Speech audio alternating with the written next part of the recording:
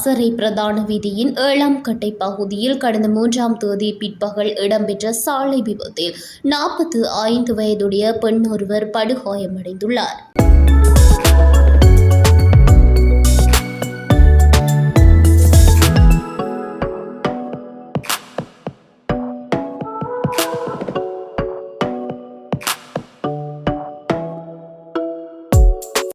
பதுளையிலிருந்து பிபிலை நோக்கி பயணித்த இலங்கை போக்குவரத்து சபைக்கு சொந்தமான பேருந்துடன் பாதசாரி கடவையில் வெள்ளைக்கோட்டு கடவையூடாக வீதியை கடக்க முயன்ற பெண் மோதியதாலேயே இந்த விபத்து ஏற்பட்டுள்ளதாக தெரிவிக்கப்படுகின்றது. பாதிக்கப்பட்டவர் பசறை யூரி தோட்டம் தொழிற்சாலை பகுதியில் வசிக்கும் தேயிலை கொழுந்து பறிக்கும் தொழிலாளி ஆவார். மதிய உணவிற்காக வீட்டிற்கு சென்றுவிட்டு மீண்டும் வேலைக்கு திரும்பும் வேளையில் வீதியை கடக்க முயன்ற போது இந்த அனர்த்தம் நிகழ்ந்துள்ளது.